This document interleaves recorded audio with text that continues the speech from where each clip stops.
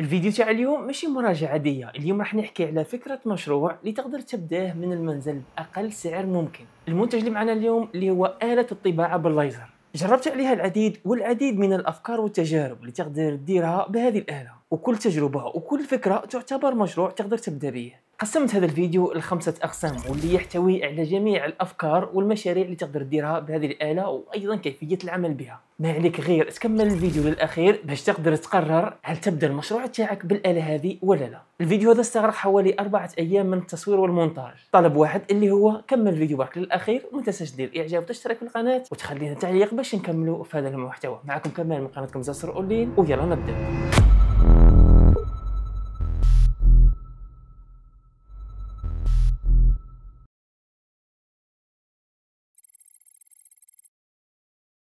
بالنسبه لآلة الليزر هذه شريتها من آلي إكسبريس كي كان السعر تاعها حوالي $112. شريتها تقريبا قبل عام من هذا الوقت، وهذا هو نجح الوقت باش ندير لها هذا الفيديو. ولكن قبل 45 يوم من تاريخ انشاء هذا الفيديو طلبت آلة واحده اخرى باش نتاكد باللي مازال طلب هذه المنتجات عاديه اللي هو آلة طباعه بالليزر. كيما على بالنا منتجات الليزر ممنوعه، ممكن المقصود بها الليزر اللي يستخدم مثلا في الملاعب او منتجات مثل هذه. بالنسبه ليا ولات جلاله تبع القسنطينه هنا فاتت عادي. المنتجين هذوما الطابعه الاولى والطابعه الثانيه فاتوا عادي. اما بالنسبه للسعر تاعهم كان السعر الطابعه الاولى شريتها هذاك الوقت $112. في الوقت الحالي راه ندير فيه في الفيديو راه في حدود ال $140 $145 $138، يعني تتراوح في هذا السعر بالجزائري من 3 ملايين ونص حتى ل 4 ملايين. اما بالنسبه للطابعه الثانيه سعرها حوالي $108. وبالنسبه لطريقه الشراء سهله، خلاص تقدر تشري وحدك لان درنا طريقه شراء من آلي إكسبريس. توصلك برك البطاقه اللي تشري بها من آلي إكسبريس، ودرت لك الفيديو تاعها بالتفصيل كيفاش تخدم البطاقه وحدك في ربع ساعه. بالنسبه للفيديو ها هنايا في الاعلى ولا تلقاه اسفل في الوصف. بالنسبه للعلبه الخاصه بالطابعه هذه راح توصلنا بهذه الطريقه من آلي إكسبريس بدون تغليف خارجي. من داخل راح نلقاو النظارات هذه، ونلقاو هذه القاعده، وهنا هذه القطعه نحتاجوها في الطباعه على الزجاج، وهذه هي الطابعه الرئيسيه. وهنا نلقاو الشاحن في العلبه هذه وبعض القطع اللي نستخدموها في عمليه الطباعه او لعمليه التست الطباعه الخاصه بهذه الطابعه. هنا تركيب قاعده تاعها سهله خلاص، وراح نلقاو القطع هذه راح تركبها بهذه الطريقه باش تزيد في الارتفاع وراح تساعدك في عمليه الطباعه على الاكواب. بالنسبه للطابعه الثانيه واللي قلت لكم استخدمت لي $108 تقريبا نفس الشيء. الفرق اللي ما بيناتهم راح تجي الطابعه عباره عن قطعه واحده وما فيهاش اجزاء تركب الا الزجاجه الخضراء هذه للحمايه من اشعه الليزر، وهذه القطعه موجوده في الطابعتين في اثنين. والان باش نخدموا بالطابعه هذه لازم نديروا عليها بعض الاعدادات. اول حاجه مستعرفها اللي هي الاربعه ارجل هذه، تقدر تزيدها وتقدر تنحيها. راح تزيدها اذا احتجت، مثلا راح تدير مثلا كوب في الاسفل ولا مثلا رحايه تاع قهوه مثلا مثل هذه، هنا تحتاج الارتفاع. اما اذا ما تحتاجوش تقدر تنحي الاربعه ارجل هذه وتحط الطابعه مباشره على السطح اللي راح تطبع عليه. والان النقطه الثانيه واللي هو ضابط الليزر. في العلبه داروا لنا واحد القطعه سوداء او ورقه سوداء، هذه راح تحطها فوق السطح تاع الطباعه المراد الطباعه عليه، مثلا الكأس او مثلا الكراس هذا مثلا نطبعوا عليه او اي شيء، مهم تحطها فوق السطح تاعو وتشوف الليزر تاعك الاضاءه تاعو. اذا كانت عباره عن خط معناته هنايا ماهوش مضبوط الليزر تاعك. وهنا واش لازمك دير؟ تبقى تدور في العجله الموجوده في راس الطباعه او الراس تاع الليزر هذا لليمين او لليسار، تبقى تدور وتتوقف وين تكون نقطه صغيره او اصغر نقطه تقدر تشوفها، هنا تتوقف وتسحب الورقه تاعك، وهنا الليزر تاعك راه مضبوط كنقطه مركزه للطباعه، وهكا الليزر تاعك كي تطبع به راح يعطيك جوده جيده. اما اذا كان خط ماهوش راح يعطيك جوده مليحه وقادر تفسد الخدمه تاعك. والان راح نمروا للنقطه الثانيه واللي هو كيف يتحكم في التطبيق باش نتحكموا في الطابعه تاعنا. والان راح نمروا لعمليه الطباعه. كما تشوفون هنا التطبيق راح تظهر هنا في الاعلى نوت كونكتد، راح تضغط عليها راح تظهر لك هنا الطابعه لازم تكون مشغلها. كما تشوفون بعد ما تضغط عليها راح يتم الاتصال مباشره. في الحاله تاعنا راح نديروا مثال على الصوره، راح نخيروا مثلا اي صوره من هذو، وهنا راح نشرح واحد النقطه مهمه واللي هو طريقه استخدام التطبيق. بعد ما تضغط هنا على نكست هنا راح تجيك 4 اختيارات. الاولى هذه هنا كاينه روتيشن باش ندوروا الصوره هذه.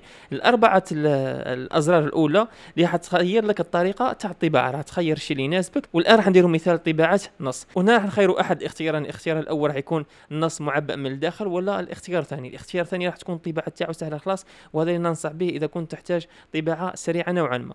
راح تكتب مثلا الشيء اللي راك تحوس عليه، مثلا في الحاله تاعنا نكتبوا مثلا كمال، وفي الاسفل هنا تخير نوع الخط. ديما نخير انا هذا بالنسبه لي انا راح ندير هنايا اوكي، وهنا راح تغير على حجم الخط مثلا، راح نضغط بعدها على نيكست، وهنا تقدر تعكس الخط مثلا او تقدر تدوره ثاني نفس الشيء. بعدها تضغط على نيكست، وهنا تنتقل على مساحه الطباعه. هنا راح تخير وين المساحه اللي حاب تطبع عليها ولا الحجم تاع الطباعه تاعك. اذا كبرت مثلا الخط تاعك هنا وتضغط على الايقونه اللي في الاسفل، وهنا الاله تاع الليزر تبدا تعمل هنا وتدير لك واحد المحيط تاع العمل تاعها، وتقدر تغير مثلا تسحب الى اليسار راح تتغير معاك راس الطباعه يتغير الى نقطه اخرى. هنا الليزر مشعل واحد الضوء بالازرق ولكنه مازال مش يخدم باش يبين لك المكان تاع الطباعه. شوفوا نغير هنايا في الاعلى راح تنتقل الطابعه تاع الليزر، وهنا تنفع هذه كي تكون راح تطبع على الاشياء الصغيره مثلا باش تقدر تحدد المكان تاع الطباعه بالضبط. في الحاله تاعي راح نديرها هنا مثلا في المنتصف، وهنا اذا لقيت الطباعه تاعك راها مليحه راح تضغط على الايقونه هذه باش تتوقف مباشره ولا تضغط على نيكست. بعد ما تضغط على نيكست وهنايا راح نمر والاهم نقطه في الطابعه تاعنا، وهذه اذا فهمتها معناتها راح تفهم كيفاش تخدم بالطابعه هذه. ثلاثه نقاط مهمين، واللي هي الاولى القوه تاع الليزر والسرعه تاعو، والثالثه اللي هو التكرارات. بالنسبه لقوه تاع الليزر واللي هي اقصى قوه في هذه الطابعه اللي هي 10 واط، قد ما زدنا في لابار الاولى اللي هو لازر باور مكتوب هنا 100%، قد ما نقصنا فيها راح تكون القوه تاعو ضعيفه، وقد ما زدنا فيها راح تكون القوه تاعو اقوى. بالنسبه للسرعه لاحظوا معي هنا باش تفهموا واحد النقطه، كل ما كان القوه اقوى والسرعه ابطا هنا راح تحقق اقوى قوه للليزر في العمل تاعو. معناته اذا كان قوي ويمشي بشويه راح يحرق اكثر، وهذه الاعدادات تختلف من سطح طباعه الى سطح اخر. مثلا الجلد ماشي كيما الحطب، والحطب مثلا ماشي كيما الكرتون، والكرتون مثلا ماشي كيما البلاستيك. وهذه ثلاثه اعدادات اللي راح تلعب عليها. مثلا الالومنيوم جربت على بعض القطع تاع الالومنيوم طبعت عليها مثلا كيما القاروره هذه تاع الالومنيوم طبعت عليها، هنا زدت القوه ل 100%، نقصت السرعه تاعو ل 10%، ودرت التكرارات الى 3 باش قدرت نطبع الطباعه هذه، وايضا على حافظه البطاقات هذه باش قدرت نطبع عليها هذه الطباعه. هنا راح تزيد الصباغه الاولى هذيك وتوصل للالومنيوم. وهنا السؤال كيفاش نعرف الاعدادات هذه وكيفاش انا نديرها ما دامني راح نخدم بالتطبيق لاول مره. انا في الحاله تاعي واش درت لاني ما كنتش عارف كيفكم، هنا كي تضغط على سيلكت ماتيريال كي تغير اي حاجه كما تشوفوا هنايا راح تتغير الاعدادات القوه والسرعه فقط، هذا واش راح يصرى. والتكرارات ايضا انت اللي تتحكم فيها، كما التكرارات هذه راح نحتاجها في عمليه قطع الخشب لانه السمك تاعو 2 ملم، لازم تحرق على اقصى قوه واقل سرعه وعدد تكرارات 2 أو 3 مرات باش يتقطع معاك الخشب. فانا في الحال تاعي واش ندير، نصور كابتور ديكرون بهذه الطريقه، فنروح لشات جي بي تي ونرسل له صوره ونقول له مثلا اهدر له بالدرجه راح نطبع على كراس ما هي الاعدادات، وتضغط على ارسال.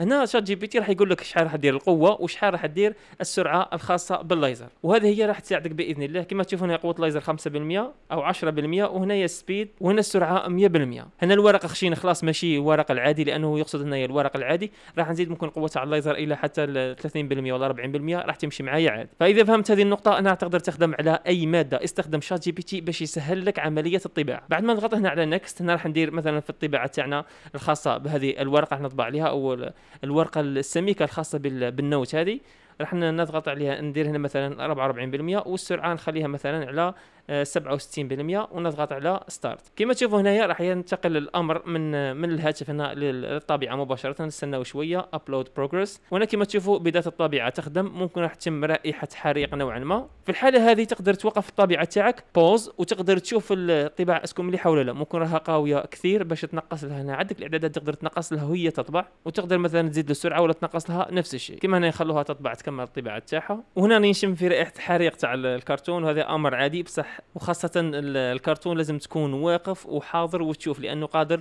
اذا قويت الليزر عن طريق الخطا راح تكون مثلا حريقه وتشعل النار، وهنا تصرى لك مشكله كبيره. لازم تكون ديما مقابل باش ما يصراش اي مشكله. والان بعد ما كمل راح نشوف الطباعه تاعنا كيفاش ولات. اذا كما تشوفوا هذه الطباعه تاعنا وجات ما شاء الله، يعني ما جاتش قوي كثير باش تحرق لنا الورق، وما جاتش قليله خلاص انها ما تبانش في الورقه هذه. كما تشوفون الطباعه جات نظيفه ما شاء الله، وتقدر تطبع عليها اي حاجه راك تحوس عليها مثلا رسمه او اي كتابه. اذا هذا هو المبدا اللي خدمت به بالاله تاع الليزر هذه. هذا المبدا راح تطبقه على جميع المواد اللي راح تخدم عليها، وتبقى حاجه كل ما تجرب كل ما تعلم اكثر واكثر. قبل ما نمر النقطه اللي بعدها، هنا واش راح نديروا؟ راح نديروا جروب تاع تيليجرام وجروب تاع فيسبوك اللي راح نتشاركوا فيه جميع المعلومات اللي تخص هذه الطابعه. اللي عنده اي سؤال يخليه في المجموعه هذه تاع الجروب تاع التليجرام او مجموعه تاع الفيسبوك، وراح نجرب الطباعه بها. واذا تعلمت اي معلومه راح نشاركها معكم باذن الله، لانه على بالي كاين واحد الاسئله راح تبان بعد الفيديو هذا وما نقدرش نجاوبكم كل مره بفيديو ولا كل مره بصوره. راح نجمعوا الناس اللي مهتمين بالطبيعه تاع الليزر هذه وبالمجال هذا وبالمشروع هذا، راح نجمعوهم في مكان واحد راح يشاركوا الخبره تاعهم واي افكار جديده بخصوص هذه الطابعه والمواد مثلا اللي تطبع عليها او الاعدادات الخاصه باي ماده راح تطبع عليها. اذا راكم موافقين هذه الفكره قولوا لي في التعليقات باش باش نخلي لكم الرابط الخاص بالمجموعه تاع تيليجرام والمجموعه تاع الفيسبوك اسفل في التعليقات. اما بالنسبه للفرق ما بين الطابعتين وش هي احسن وحده، الطابعه دي جي 6 هي احسن وحده، وغير نقلبوا الطابعتين راح يبان الفرق هنايا في الناحيه اليسرى اللي هي داجا دي جي 6، وشوفوا لا فينيسيو تاعها مقارنه مع الطابعه الثانيه. الان نمر للنقطه اللي بعدها، والنقطه هذه مهمه جدا لكم انتم. راح نقول لكم وش هي الامثله، وش هي المجالات اللي تقدر تخدم بها بالطابعه هذه، وش تقدر تدير بها كمشاريع بالطابعه تاع الليزر هذه.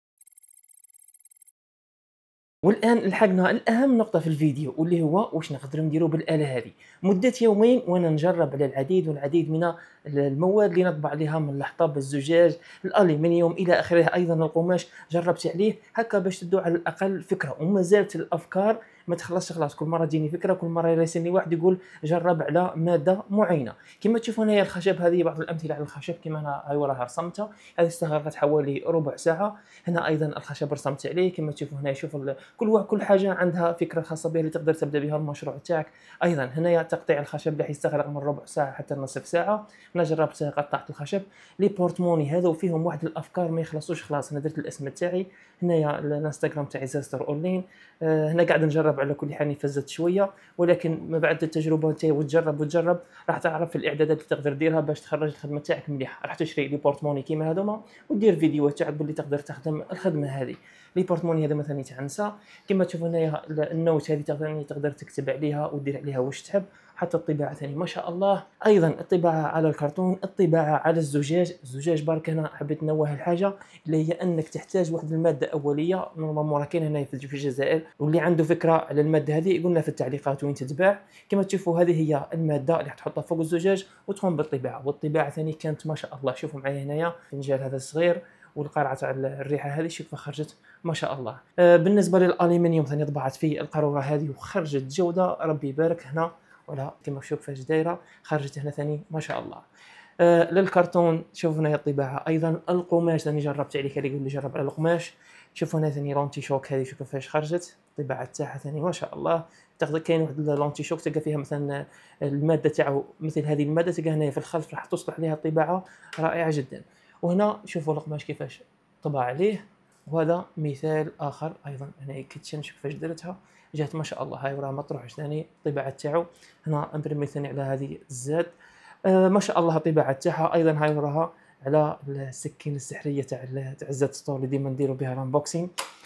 شوفوا معايا ايضا هنا اللوغو هذا اللي طبعته. الطباع افكارك لكي الافكار ما يخلصوش، انت تقدر تبدع بالاله هذه. شوفوا واش درنا هنايا، هذا هو اللي قلت لكم عليه اللي هو مشروع طابعه الليزر.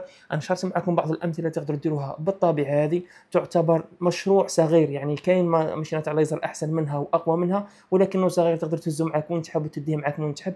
لو كان واحد مثلا في الجامعه مثلا ولا يحب يخدم على روحه يقدر يدي اله كيما هذه ويخدم مثلا غير 10 حبه تاع اونتي شوك مثلا ولا 10 حبه تاع لي بورتموني تكفي يقدر يجيب بها المصاريف تاعو.